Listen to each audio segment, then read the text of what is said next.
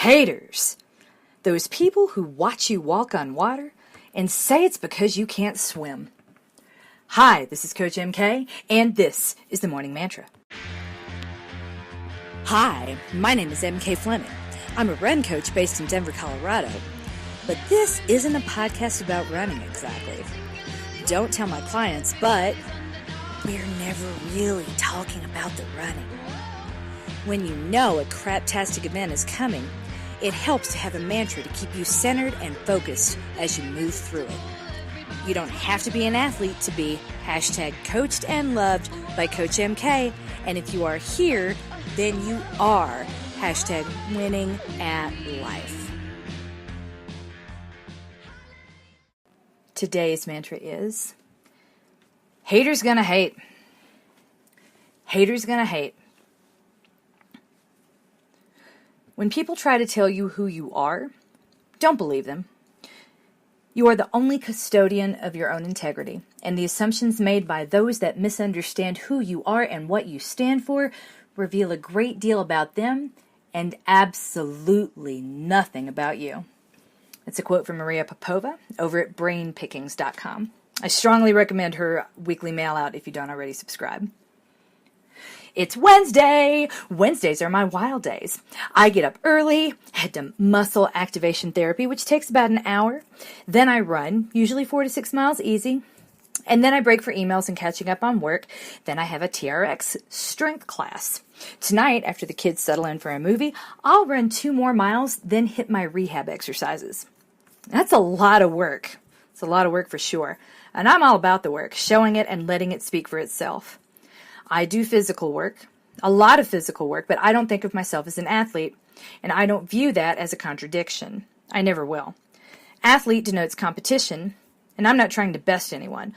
What I do is intrinsically motivated. It has nothing to do with winning or really with anyone else. This work that I do has 0 competitive aspects to it. I get those jollies elsewhere. And this is really what's at the heart of what I want to drive home today, intrinsic motivation. I do the work because I love the work or because it gets me back to doing the work that I truly love, which is running. It's not a means to an end that I really desire, like winning.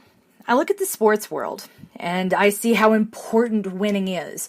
And I see lots of folks performing lots of work and wonder if they're still going to love the work as much when they are 167th in the draft, if they are paid less than other players, valued less than other players, less famous than other players, because that translates into dollars. Can you still love the work when the work, your work, is arguably not working for you, when it is valued less because winning or not winning? And this is why Caster Semenya is #goals, as far as I'm concerned. She loves running. And she just happens to be the best in the world at it right now. And, she has DSD.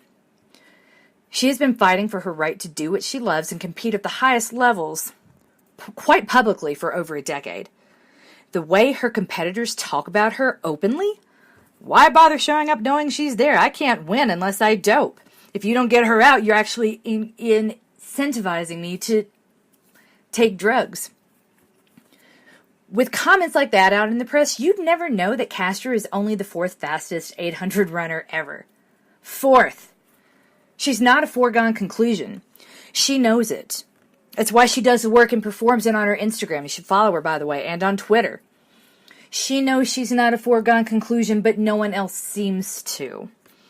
And this is why they call her out. Her biological advantages are known. They can point to her. They can't point to other women. The ones in 2nd through 5th place who have improved by ungodly amounts since the last meet 6 months ago. Accusing someone of doping, of cheating, that's serious. You can't do that unless you have proof. You can't even talk about it unless you have proof. But we can talk about Caster, so let's do that. It's somehow less gross, less racist to point to and speak directly about the sex organs, the legitimacy of a black woman who happens to have DSD than to question the times of the athletes who suddenly pull amazing times out at major events over and over and over. with little time for recovery in between. Clearly, the IAAF feels the same way, and that's why Castor's out. We can control that.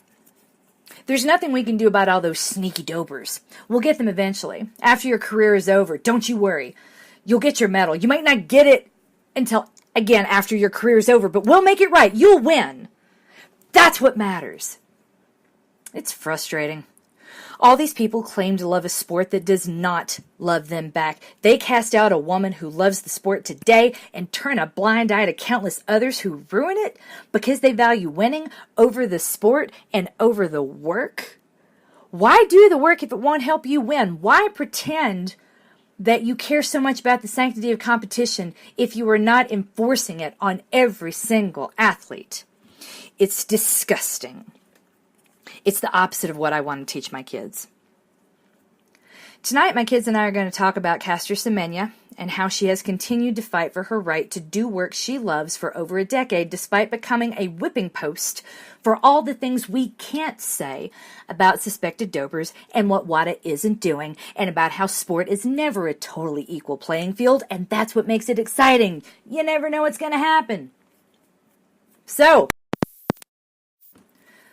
today, lots of us are dealing with unfair situations, unlevel playing fields, unfair competitions, for promotions, for opportunities to be seen, to be heard, for things we want, for resources we desperately need. Is that thing standing in our way the thing we're actually blaming? Or are we talking about the thing that's safe to point to, the thing we can talk about? What are we doing to level the playing field if that's what we're really after? Is that what we're really after? What do we stand for? What we are talking about, is it revealing something about the system or something about us? Maybe we are all watching a woman walk on water and making fun of her because she can't swim. Some systems are totally corrupt with decks stacked against us on all sides. And haters gonna hate. Both can be true. Rarely simultaneously. You are coached, you are loved, and you are winning at life. And you are definitely winning at life if you subscribe to my Nuzzlenut newsletter, follow me on Facebook, or follow me on Instagram. Feel free to do all three.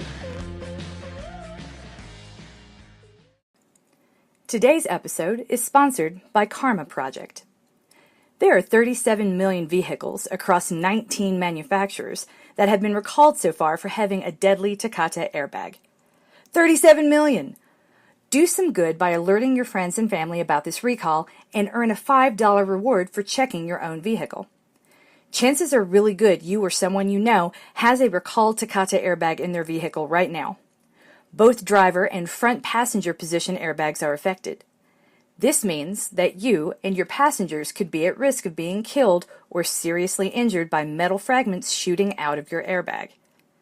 I check to make sure I'm not affected, and it's important to me that all of you out there are also checking to see whether or not you're safe. All you have to do is take a picture of your license plate, then visit deadlyairbag.com/health. It takes just a minute, and for a limited time, you can get a $5 reward for doing it. Check now at deadlyairbag.com/health. It's urgent. Do not put this off. Check now at deadlyairbag.com/health. Yay for Coach Sarah making us cool. We finally have a Game of Thrones mantra. If you happen to be a fan, you may have missed our big announcement last night. The Maintain suite of programs at fitnessprotection.com is now open to the public. Priced at $30 per month, this monthly fitness subscription has everything you need to succeed. Coaches, virtual run buddies, live Q&A sessions, daily motivation threads, live streams, and even podcasts coming very soon. Check it out at www.fitnessprotection.com/home. Again, that's www.fitnessprotection.com/home.